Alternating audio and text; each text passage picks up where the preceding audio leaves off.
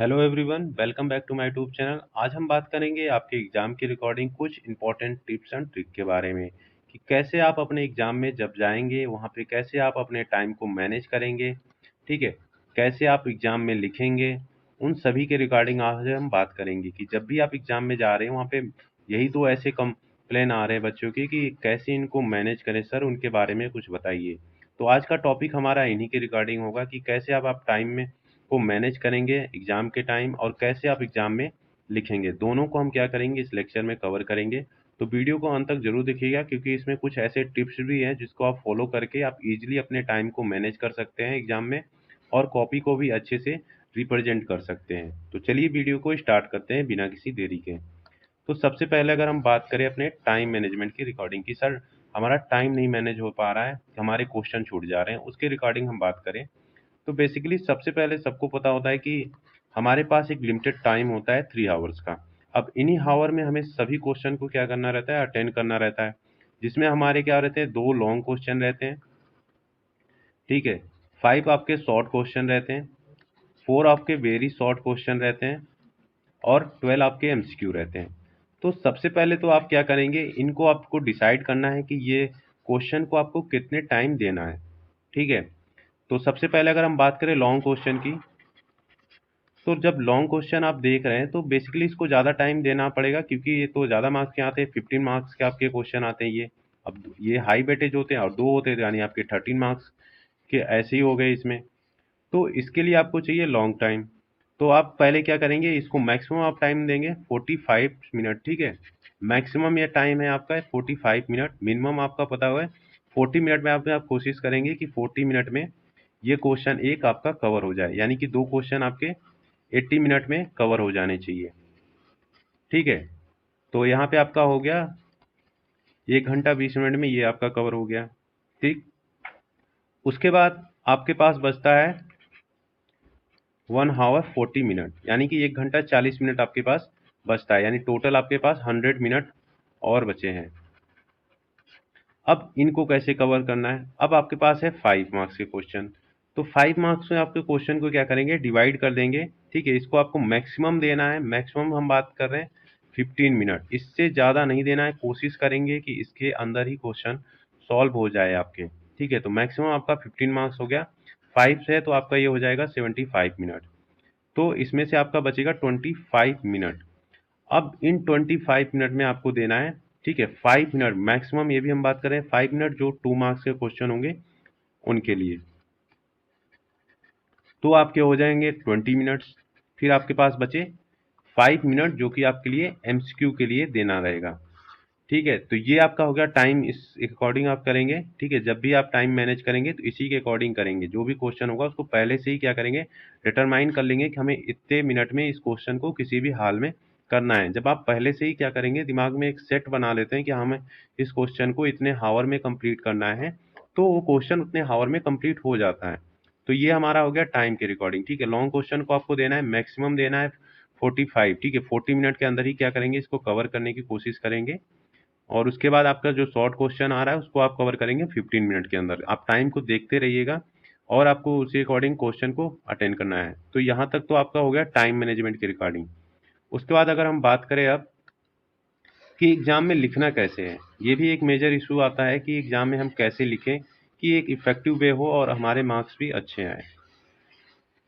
तो सबसे पहले तो हमारा रिप्रेजेंट करने का हमें तरीका पता होना चाहिए कि हम कैसे एग्ज़ाम में रिप्रेजेंट कर रहे हैं किसी भी क्वेश्चन को। अब सपोर्ट करिए कि आपके पास लॉन्ग क्वेश्चन आ रहा है 15 मार्क्स का।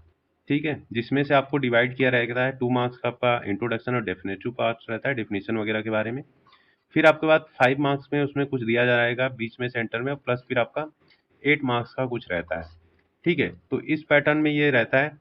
तो इसको आपको कैसे करना है, तो अब आपके पास 2 मार्क्स का है तो मैक्सिमम आप कितने पेज भरेंगे इसको, 1 पेज। ठीक है, तो मैक्सिमम आपका कितना रहेगा, 1 पेज। उसके बाद आपको 5 मार्क्स में है तो मैक्सिमम इसका कितना भरेंगे, 2 पेज। यहाँ पे हम पेज के रिगार्डिंग में बात कर ले रहे हैं कि आपके जो कॉपी इस बार की आई है, पहले तो आ रही थी 32, अब आ रही है 24 पेज की कॉपी आ रही है आपके बारे में। तो ये तो हमारा हो गया खत्म। अब तो हमारे पास कॉपी भी लिमिटेड है, तो उसी के अकॉर्डिंग भी हमें प्लान करना है कि क्वेश्चन को भी लिखना है। और जो उसके बाद ये आपका ये 8 मार्क्स का है, इसको मैक्सिमम आप कितने पेज में करेंगे? 3 पेज में या फिर 2 पेज में इसको आप कवर करेंगे। इसको आप थोड़ा सा कम कर सकते हैं, इसको मान लीजिए आपको 1.5 पेज में करना है, ठीक है। और ये 1 पेज से कम अगर हो रहा है तो ये भी सफिशियंट है। तो इन दोनों को लगभग आपको 2 पेज के अंदर ही करना है, ठीक है। 2 से ढाई पेज के अंदर ही इन दोनों को करना है। उसके बाद जो बचे हुए हैं उसको इसमें करना है। तो आपका मतलब कि मान लें लॉन्ग क्वेश्चन पे आपको कितने पेज देने हैं? लगभग मैक्सिमम आप देंगे 5, ठीक है। 5 पेज आप कवर करेंगे मैक्सिमम, कोशिश करेंगे 5 पेज ही कवर हो। उसके बाद जो शॉर्ट क्वेश्चन होंगे उसके लिए आपको 2 पेज देने रहेंगे। तो ऐसे आपके हो गए ये इधर 10 पेज और इधर आपके 10 पेज। उसके बाद बचे आपके 4 पेज जो कि आपके जो वेरी शॉर्ट वाले होंगे उनके लिए देंगे, ठीक। तो यहाँ पे आपका पेज वाला भी इशू कंप्लीट हो गया कि अगर हमारे पास लिमिटेड पेज है तो उसको आप कैसे करेंगे। अब हम बात कर रहे थे कि एग्जाम में हम कैसे लिखेंगे अगर हमारे पास लॉन्ग क्वेश्चन आ रहा है, शॉर्ट क्वेश्चन आ रहा है उसके रिगार्डिंग। तो अगर हमारे पास क्या हो रहा था लॉन्ग क्वेश्चन के जैसे 15 मार्क्स के आ रहे थे उसको कैसे लिखेंगे? तो इंट्रोडक्शन जब आप देंगे तो एक ब्रीफली इंट्रोडक्शन देंगे, ठीक है। उसको बारे में बताएंगे जो कि उससे रिलेटेड रहेगा। उसमें आप थोड़ा सा डिजीज के कंडीशन, अगर हम मान लें डिजीज कंडीशन की कर रहे हैं तो डिजीज कंडीशन के बारे में बताएंगे। फिर उसी में थोड़ा सा साइन सिम्टम मैनेजमेंट भी उसके अप्रोच को भी ले सकते हैं उसमें। तो ये हमारा इंट्रोडक्टिव पार्ट हो गया जो कि आपका लगभग 4 to 5 लाइन में कवर हो जाएगा, ठीक है। उसके बाद आपका जो 2 to 3 लाइन में क्या होगा उसका डेफिनेशन कवर हो जाएगा। तो ये यहाँ पे डेफिनेशन की बात हो गई। अब 5 मार्क्स में अगर कोई क्वेश्चन पूछा जा रहा है, सपोज करिए कोई आपसे फैक्टर पूछा जा रहा है किसी के रिगार्डिंग कि आप बताइए फैक्टर, या फिर इंपॉर्टेंस पूछा जा रहा है कि इंपॉर्टेंट क्या होगा, या फिर फंक्शन की बात करें तो फंक्शन क्या होगा। तो इनको आपको कैसे रिप्रेजेंट करना है कि आपके कॉपी भी भर जाए और एक अच्छा इफेक्टिव वे भी वो प्रेजेंट करने का। तब सबसे पहले आप क्या करेंगे, इनको एक लाइन में करेंगे, ठीक है। तो सबसे पहले आप बीच में जो भी सेंटर हमारा पार्ट होगा, चाहे वो हमारा फैक्टर हो, इंपॉर्टेंस हो या फिर फंक्शन हो, सेंटर में आपको लिखना होगा।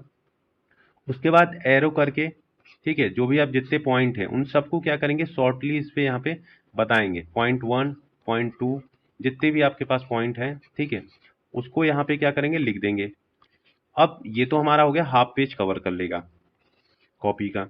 अब इन्हीं को क्या करना है शॉर्टली आपको 1 to 2 लाइन में इनको एक्सप्लेन करना है, ठीक है। अब एक्सप्लेन भी कर देंगे, ये आपका देखने में भी अच्छा लग रहा है और एक्सप्लेन भी हो जा रहा है। तो कहीं ना कहीं हर एक टॉपिक को कवर भी कर दे रहे हैं। ये यहाँ तक हो गया।